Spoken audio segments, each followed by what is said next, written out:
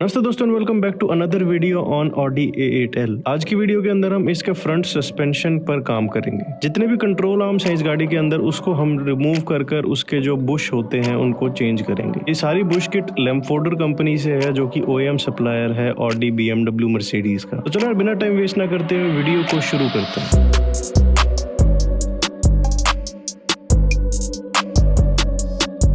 तो ये रही हमारी Audi A8L, L for long wheel base. और यहाँ पर आप देख सकते हो इसके अंदर टेक्नोलॉजी पैक भी, क्योंकि लाइट यहाँ पर डिफरेंट है। यहाँ पर मैं आपको इसका फ्रंट सस्पेंशन दिखा देता हूँ। गाड़ी अभी लिफ्ट पर है, हमको सबसे पहले इसका ये कवर रिमूव करना होगा। यहाँ पर देख सकते हो नॉर्मल शॉकर नहीं है, ये एयर सस्पेंशन है। तो जितने भी इसके कंट्रोल आर्म जैसे दिख रहे हैं आपको, दो ऊपर और काफी सारे हैं, वो सब हमको रिमूव करके इसके जो बुश है वो रिप्लेस करते हैं। तो ये फ्रंट सस्पेंशन को रिमूव करने के लिए हमको काफी सारे टूल्स की जरूरत होगी, तो मैं यहाँ पर आपको दिखा देता हूँ। आपको यहाँ पर एक नॉर्मल सॉकेट सेट चाहिए होगा ऐसे, और इस गाड़ी के अंदर जो कि जर्मन कार्स के अंदर ज्यादातर ऐसे टाइप के बोल्ट्स हैं, तो देख सकते हो डिफरेंस दोनों के अंदर। तो हमको दोनों किट चाहिए होंगी यहाँ पर। इसके बाद अगर आपको आपका स्टीयरिंग का टाई रॉड रिमूव करना है तो उसके लिए ये टूल चाहिए होगा, एक हैमर चाहिए होगा आपको, और लॉन्ग सॉकेट सेट चाहिए होंगे, स्पैनर चाहिए होगा। अगर आपके पास ऐसा पिक टूल नहीं है तो I would recommend to get it. ये बहुत जगह काम आता है, स्पेशली जब ये कैप रिमूव करते हैं मॉडी की। तो देख सकते हो यहाँ पर ये बहुत आसानी से इन कैप को बिना डैमेज करे रिमूव कर देता है। उसके बाद अब हम जितने भी इसके नट है उनको आराम से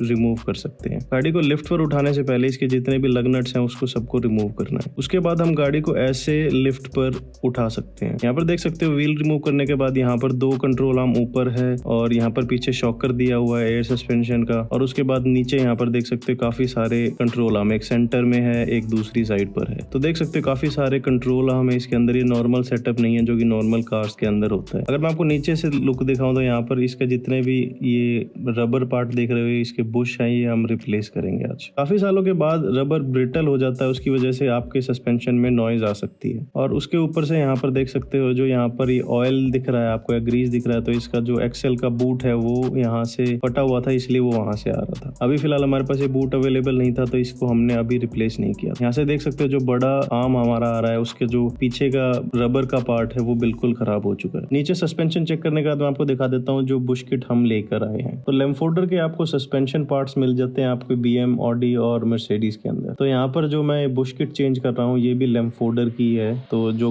आप कंपनी से अगर आप इसको रिप्लेस करोगे, हालांकि कंपनी बुश किट चेंज नहीं करती, कंट्रोल आर्म ही चेंज करती है। तो यहाँ पर देख सकते हो इसकी डेट ऑफ मैन्युफैक्चरिंग, और ये दो बुश किट अराउंड 2000 रुपए के थे। तो ये टोटल जितना भी आप यहाँ पर बुश किट देख रहे हो अराउंड 20,000 की थी ये कंप्लीट बुश किट। इसके अंदर दो बड़े बुश थे जो कि लेम्फोर्डर से नहीं मिल रहे थे, तो हमने बिल्स्टीन से यूज किए थे उनको। बिल्स्टीन भी एक OEM ब्रांड है और लेम्फोर्डर के साथ ही आप इसको यूज कर सकते हो। यहाँ पर देख सकते हो। इसके बाद जो ये बड़े बुशकिट हैं वो भी दिखा देता हूँ मैं आपको। ये ऊपर के जो बुशकिट हैं जो कि हमारे अपर कंट्रोल आर्म में लगते हैं, यूजुअली लोग चेंज नहीं करते क्योंकि ये मिलते नहीं है, बट हमको ये एक डिफरेंट कंपनी के मिल गए थे, तो हम इसके ऊपर के जो बुशकिट है उसको भी रिप्लेस करेंगे। और यहाँ पर देख सकते हो जो पीछे कंट्रोल आर्म था, जो बड़े वाला कंट्रोल आर्म है, उसकी बुशकिट इतनी बड़ी होती है। और यहाँ पर आप देख सकते हो सारे ही अभी रिसेंटली मैन्युफैक्चर्ड हैं, तो यहाँ पर ये पुरानी रबर नहीं हम इसके अंदर इंस्टॉल कर रहे हैं। अभी बिल्स्टीन, लेम्फोर्डर और ये जितने भी ब्रांड्स हैं वो सारे ही OEM सप्लायर हैं। उसके बाद मैं आपको इसका सेकंड बुश और दिखा देता हूँ। देख सकते हो कितना हैवी है ये। अगर आप नॉर्मल गाड़ी से कंपेयर करो तो इतना हैवी बुश नहीं होता किसी गाड़ी में। इवन की SUV है जो नॉर्मल, उसके अंदर भी इतना नहीं होता, क्योंकि इस गाड़ी के अंदर बहुत ज्यादा वेट है, इसलिए हमको इसके बुश किट ओरिजिनल इंस्टॉल करने पड़ रहे हैं। आप नॉर्मल बुश किट इसकी 7-8 हजार की ले सकते हो, बट ओरिजिनल आपको अराउंड 20K की पड़ेगी। तो उसके बाद हम इसके सस्पेंशन को रिमूव करेंगे, इसके कंट्रोल आर्म्स को रिमूव करेंगे, स्टीयरिंग को रिमूव करेंगे, शॉकर को यहाँ से रिमूव करेंगे, और यहाँ से जितने भी इसके सस्पेंशन का पार्ट है, जो कंट्रोल आर्म्स हैं, वो सब यहाँ पर रिमूव होंगे। यहाँ पर देख सकते हैं काफी डिफिकल्ट स्पॉट है कि मैं आपको दिखा नहीं सकता। काफी नट पर यहाँ पर मुझे रस्ट दिख रहा था, तो मैंने यहाँ पर थोड़ा सा ऑयल इसके अंदर स्प्रे किया था ताकि जो हम बोल्ट रिमूव करें तो वो सीज ना हो। गाड़ी के सस्पेंशन के पार्ट्स को रिमूव करने से पहले अगर आपके कहीं पर भी कोरोजन आपको दिख रहा है थोड़े बहुत भी नट पर, तो आपको सबसे पहले उसको सोक इन करना है WD-40 से या फिर ऑयल से। उसके बाद मैंने इसकी फेंडर लाइनिंग रिमूव कर दी थी, और यहाँ पर देख सकते हो एक फेंडर लाइन के पीछे कितनी लाइनें जाती हैं यहाँ से। उसके बाद जो मैं आपको टूल दिखा रहा था स्टीयरिंग की रॉड रिमूव करने के लिए, वो कुछ ऐसे काम करता है। तो अब जितने भी कंट्रोल आर्म्स थे लेफ्ट राइट के वो यहाँ पर हैं और रिमूव कर दिए हमने। और पुराने बुश की अगर मैं हालत आपको दिखाऊं तो यहाँ पर आप देख सकते हो बिल्कुल डिस्ट्रॉयड है और ये अब बिल्कुल भी काम नहीं करेगा। यहाँ पर आपको मैं दूसरी साइड के बुश भी दिखाऊं तो ये बिल्कुल ड्राई हो चुका है। उसके इसका जितने भी कंट्रोल आर्म्स के बुश थे उनको रिमूव कर नए बुश इसके अंदर लगवाए गए थे। यहाँ पर ऊपर के जो नट थे शॉकर के, उनको रिमूव करने के लिए आपको काफी चीजें रिमूव करनी पड़ती है। यहाँ पर एक सेंटर में बार है, इसको रिमूव करना पड़ता है और इसको थोड़ा उठाना पड़ता है। जब आप जितने भी इसके शॉकर के नट है यहाँ पर देख सकते हो, वो आप इसको एक्सेस कर सकते हो। तो ये थोड़ी कॉम्प्लिकेटेड है और जब आप ऐसे अपना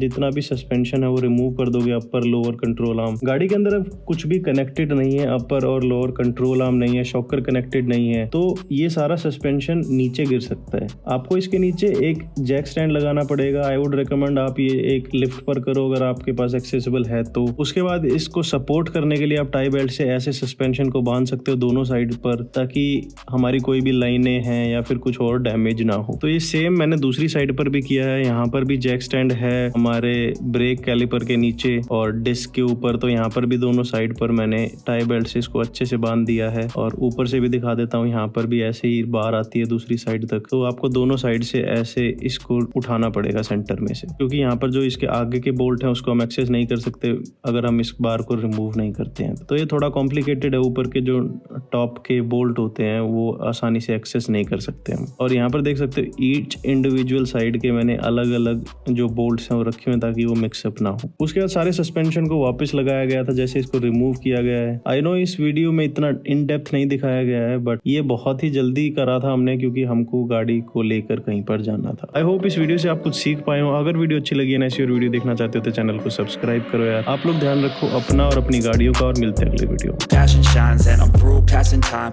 I choose stacking dimes. You snooze half the time while I move passing by. I work hard each and every day.